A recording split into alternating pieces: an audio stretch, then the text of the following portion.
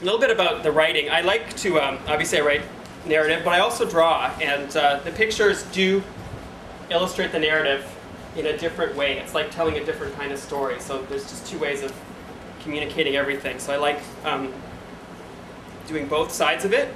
I was very disappointed when I sort of moved out of Hardy Boys and Nancy Drew books that they stopped having illustrations in the books I was reading, because I thought that was just a very natural, I'm a very visual person, and I couldn't figure out why the pictures got taken away once the books started to get like a bit more sophisticated. So my books will always have pictures in them.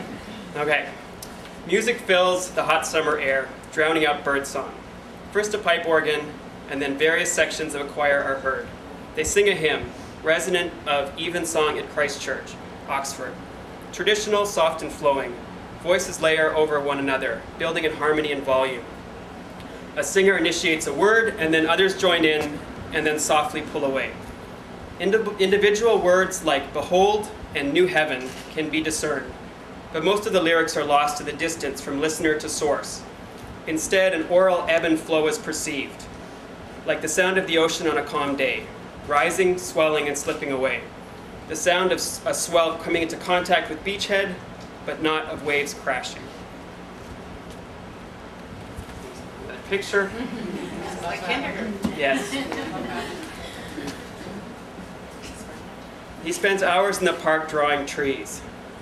At first, the initial colorful flowering of cherry, crabapple, forsythia, and the sensual sensory overload of the towering chestnut. Pink chestnut in particular transport him to untold heights of ecstasy. Once the first gaudy, glorious floral burst of spring has been shed, the trees settle into their summer foliage, green, stoic, and majestic. It is the growing habits that intrigue Ludovic on this particular day. Each species has a definite range of shape and size, and each tree is a unique improvisation on that template. The afternoons in the park are allotted as research time, spent sketching motifs that he renders into repeats and sells freelance. In reality, however, these afternoons are a communion, a mixing and intermingling of energies. Their radiant, grounding presence allow Ludovic to feel an all too rare sense of ease and comfort. Ludovic is a hot guy, the cultivation and maintenance of which takes a fair share of his attention and efforts. The clothes, tan, haircut, tattoo, the overall grooming and maintenance of his skin, brows, and body hair all require attention and care. Decor, food, workouts, friendships all bear scrutiny to ensure that they are aesthetically acceptable, and always the effort expended to appear relaxed and confident at all times. The desire just to be as good as everybody else has slowly evolved into a self-perpetuating, merciless, perfectionistic, relentless self-appraisal. The maintenance of the monolithic construction he has fabricated exhausts him, but the fear of what lies within prohibits any attempts at deconstruction. This Narcissus dearly longs to submerge his head in the reflecting pond and hold it under there. A trim silhouette emerges from the double doors of the main entrance of the conservatory. Voluminous blonde curls halo face and shoulders as she steps out into the noonday sunlight. A slim black sweater flares out over a floral sundress. She swings her arms as she walks over to the bench where he sketches. She perches beside him and looks to the page on which he draws. I've been commissioned to do a series of grotesques for a betting line. Well, it certainly is. Grotesque, I mean. Not your drawing, of course, it's lovely, but that face. He's a charmer, all right, but this type of grotesque is a toile. They were developed during the Rococo and depict some fantastic panorama set in a grotto. Grotesque comes from grotto. He observes his sister's profile, impassive beneath sunglasses whose oversized scale and inky depth would have been coveted by Jackie O.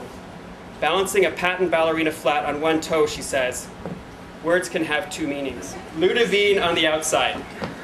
Chic, thin, unerring taste in clothing, objects, and the appointments of her home. Slight slouch in the shoulders, long hands tapering into chopstick fingers. When she purchased her house, the only thing she changed to the turnkey, top-to-bottom reno was to install a wrought iron fence, a regimented row of sharp black points that ended abruptly at the neighbor's property. A visual incongruity, since the Victorian homes are semi-detached and are in fact the same large house.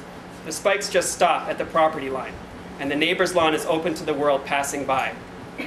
Her husband Dougie produces commercials, a consummate metro. He is toned and model good looking. big white teeth, and a full head of hair. At industry events, Lulu turns every head with her clothes and poise. She knows how to assemble outfits that will hang like sculpture on her lean frame and expose some large expanse of alabaster skin. Big hair, one-shoulder liquid silver metallic halters, skin-tight satin pants, and stiletto sandals. Like Olivia Newton-John in her heyday, Lulu can make the most hookerish of outfits transcendental. You talk to trees, why can't posters talk to me? It's different, I commune with them. They don't actually say things to me out loud. I don't have Jesus talking to me from a billboard, giving me the lottery numbers. I only said he looked like Jesus, and it was on a pole. He was right at my eye level. And what did he say? The stars are white horses galloping across the sky. He didn't say repent, the end is nigh. No, white horses. And that illustration directly. You should be following on. I'll give you page numbers. Now we're on page 35. Dancer grinds his erection up against Ludovic's and kisses with a wild intensity. Ludovic slides a hand over hard glutes, beneath jeans, and then under the underwear. Dancer moans. Ludovic thinks he might faint. Panting, he reaches to undo the dancer's belt, and a hand materializes and clamps down. Ludovic then takes the dancer's hand and puts it onto his own swollen cock. The dancer snatches it away. I have to go. I have a dinner with my brother and I'm late. Ludovic puts his hand on the dancer's erection, still trapped in his jeans. I really wish you could stay. They agree to meet for a yoga class in 2 days. That evening, Ludovic produces a design with such feeling and passion that his client is nearly brought to tears upon appraisal. Lyrical swags, swooping bird motifs, drapery ornament pagodas, cascading floral boughs. Gorgeous. She was on a sign. Let me see the picture too.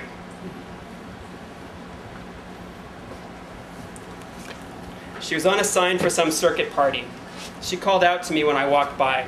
I heard her very clearly. Her voice was deep and sad. She sounded like she came from Long Island. At the end of the day, it's just not worth it. None of it. Is that why you cut your own hair? No. It felt like the bugs were still in there. I couldn't bear it. I cut it to counteract this overwhelming desire to set it on fire. Well then, when it's cleaned up, it will be charming. Très gamine. Lulu pulls at a wayward strand and tries to look at it. She sighs. Sans doute, mon frère. Young, probably late teens, both dark-haired and tanned. They walk over to the tree and collapse underneath. They physically entwine into each other, a leg over a hip, a head cradled on an arm. They kiss in the shade, sheltered by a massive maple that branches out from a thick trunk into a dense, verdant canopy. The sun illuminates upper branches, a dappled quilt undulating with the breezes, but the heart of the foliage remains a deep green.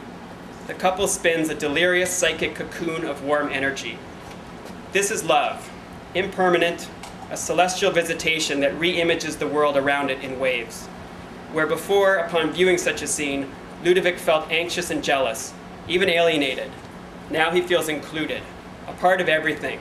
As if by osmosis, the heat of the young lover's desire and bliss has broached his defenses and transformed the barren kingdom within.